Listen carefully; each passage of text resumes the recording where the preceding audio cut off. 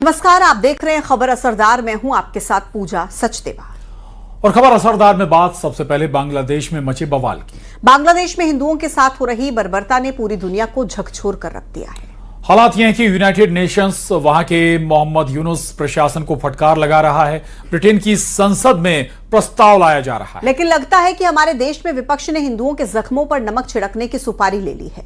Congress party के बड़े नेता हिंदुओं पर हो रहे अत्याचार को अलग ही रुख दे रहे हैं।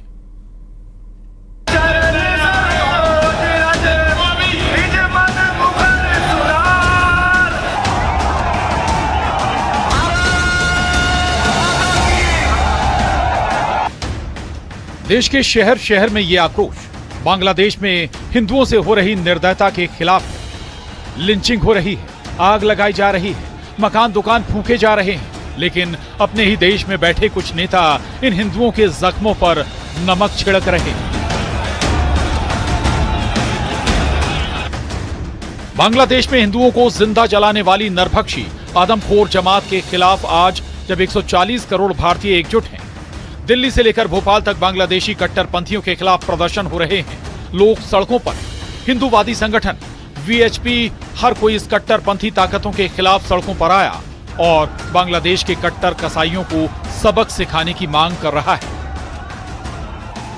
एक तरफ बांग्लादेश में हिंदुओं पर हो रहे अत्याचार को लेकर देश भर में प्रदर्शन हो रहा है, तो राहुल गांधी के राजनीतिक गुरु कहे जाने वाले दिग्विजय सिंह इसे एक्शन का रिएक्शन बता रहे हैं।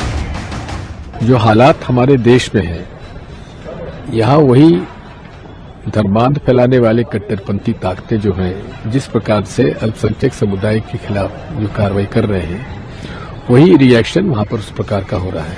वहाँ पर हिंदुओं पर जुल्म हो रहा है, मंदिरों को तोड़ने की बात हो रही है, भारत के अंदर मस्जिदों पर हमला हो रहा है, घरों पर मुसलमानों के बुलडोजर चलाया जा रहा है। यहाँ भी कट्टरपंथी एक समुदाय के खिलाफ काम कर रहे हैं, सरकार काम कर रही है। बांग्लादेश के अंदर भी यही हो रहा है। ममता बनर्जी की टीएमसी का हाल देख लीजिए। इस पार्टी के बड़े नेता और सांसद शत्रुघ्न सिन्हा कह रहे हैं कि ये मामला दूसरे मुल्क का है। मुल्क मेरा नहीं है, मुल्क बांग्लादेश है। कि वहाँ के यूनुस साहब जो हैं नोबेल प्राइज विनर हैं, जो कार्यभार संभाला हुआ है प्रेसिडेंट का। अब हम चाहेंगे कि वो इन बातों को जरूर देखें और चिंता होनी चाहिए, हो भी शायद रही होगी उनको। अब जहां एक तरफ कांग्रेस और विपक्ष के तमाम नेता बांग्लादेश में हिंदुओं के साथ हो रहे अत्याचार को दूसरे मुल्क का मामला और एक्शन का रिएक्शन बता रहे हैं, तो इधर बीजेपी और एनडीए के तमाम नेता पलटवार करते नजर आ रहे हैं। दिग्विजय सिंह जी इतने बड़े नेता होने के कारण, भूल से मध्य प्रदेश के 10 साल मुख्यमंत्री रहने के कारण भी, राज्यसभा के सदस्य होने के बाद भी दिग्विजय सिंह जी ये तय नहीं कर पा रहे कि वो हिंदुस्तान के नागरिक है कि पाकिस्तान के आईएसआई के एजेंट हैं, वो अलकायदा के एजेंट हैं क्या, या वो अंतर्राष्ट्रीय आतंकवादियों ने उनको कोई सुपारी दे रखी है कि आपको उनकी तरफ से प्रवक्ता बनकर रहना है। पश्चिम बांग्लादेश में जो हिंदुओं के साथ, निर्दोषों के साथ जो अन्याय अत्याचार हो रहा है, उसमें हिंदुस्तान में ऐसी कौन सी घटना हुई है जिससे यहाँ के मुसलमानों को बाहर रिएक्शन हुआ, बताइए।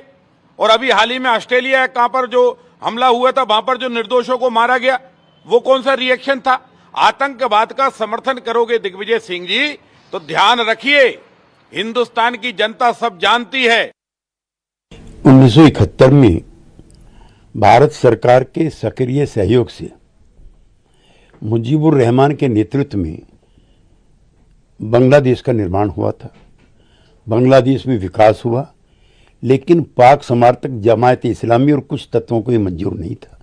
लिहाजा कभी उपद्रव करके, कभी भारत के खिलाफ नफरत फैला करके वो भारत और वहां के रिश्ते खराब कर। बांग्लादेशी हिंदुओं के लिए वीएचपी, बजरंग दल, साधु संत, अन्य हिंदूवादी संगठन प्रदर्शन कर रहे हैं। आम लोग प्रदर्शन कर रहे हैं, लेकिन खुद को सेकुलर कहने वाली कांग्रेस से लेकर Samajwadi party, RJD, TMC, national conference, AIMIM समेत विपक्ष की कोई भी पार्टी हिंदुओं के समर्थन में प्रदर्शन के लिए नहीं उतरी। जिसके बाद सवाल यही कि क्या विपक्ष वोट बैंक के लिए हिंदुओं के साथ खड़ा होने से बच रहा है। Bureau report, news 18।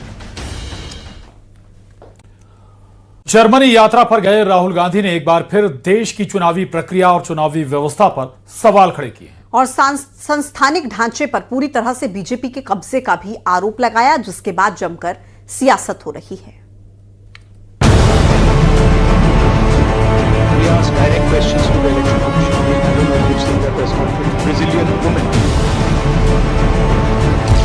जर्मनी से राहुल गांधी का सरकार पर हमला, चुनावी प्रक्रिया और ईवीएम पर फिर उठाए सवाल, बीजेपी का पलटवार, अराजकता फैलाने का लगाया आरोप। नेता प्रतिपक्ष राहुल गांधी ने एक बार फिर विदेशी धरती से भारत की चुनावी प्रक्रिया और लोकतांत्रिक संस्थाओं पर सवाल खड़े कर दिए हैं। जर्मनी के दौरे पर गए राहुल गांधी ने बर्लिन के एक कॉलेज में आयोजित कार्यक्रम को संबोधित करते हुए कहा कि भारत में लोकतंत्र पर हमला हो रहा है और देश की चुनावी व्यवस्था में गंभीर गड़बड़ियां हैं। उन्होंने ईवीएम की विश्वसनीयता पर भी सवाल उठाए। उन्होंने उस ब्राजीलियन मॉडल का भी जिक्र किया जिसकी फोटो हरियाणा के वोटर लिस्ट में 22 बार पाई गई थी। Full scale assault taking place on the institutional framework of our country. We asked direct questions to the election commission. I mean, I don't know if you've seen that press conference. Brazilian woman is voting in Haryana. I mean, is on the voting list 22 times in Haryana. One woman is voting 200 times in one polling booth. And when we're asking these questions to the election commission, we're not getting a response. So that's one aspect of it, that we fundamentally believe that there is a problem with the electoral machinery in India. Second thing is that there is a wholesale capture of our institutional framework. When you look at our intelligence agencies, you look at the CBI, you look at the ED, they've been weaponized. Look at the number of cases that the ED and the CBI have against BJP people. You'll find the answer 0, right? And look at the number of cases they have against people who oppose them, and you'll find that pretty much most of them are political cases. And so there is a weaponization of the institutional framework. अब आपको बताते हैं कि राहुल गांधी ने Berlin में क्या-क्या कहा।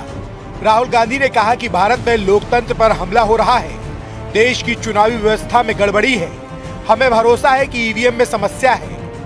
इस दौरान उन्होंने आरोप लगाया कि हरियाणा के चुनाव में एक ब्राजीलियन मॉडल ने 22 बार वोट किया।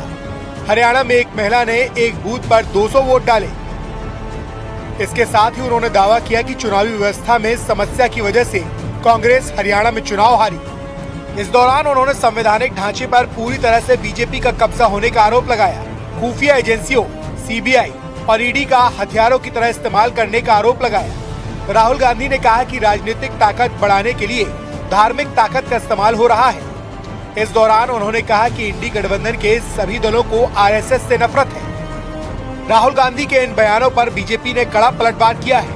बीजेपी ने आरोप लगाया कि राहुल गांधी विदेशी धरती पर जाकर भारत की छवि खराब करते हैं। चाइना का करो गुणगान, भारत का लगातार करो अपमान, यही बन चुकी है राहुल गांधी की पहचान। और इस बार तो सोरोस के कई सारे लोगों को मिलने के बाद लगातार ये बात उन्होंने की।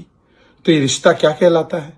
वही सोरोस जो भारत को डिस्टेबलाइज करना चाहता है, उनके लोगों से मिलकर राहुल गांधी इस प्रकार का दुष्प्रचार भारत के खिलाफ फैलाते हैं। ये रिश्ता क्या कहलाता है? वहीं बीजेपी प्रवक्ता प्रदीप भंडारी ने सोशल मीडिया प्लेटफॉर्म एक्स पर राहुल गांधी पर भारत के खिलाफ माहौल बनाने और अराजकता फैलाने का आरोप लगाया और कहा कि राहुल गांधी की कांग्रेस अपने आइडियोलॉजिकल पैटर्न जॉर्ज सोरोस के साथ इंडियन डेमोक्रेसी में अराजकता अशांति चाहती है। वो भारत की तरक्की नहीं बल्कि भारत में अस्थिरता चाहते हैं। बर्लिन में राहुल गांधी का दिया बयान अब दिल्ली की राजनीति में बड़ा सियासी संग्राम बन चुका है।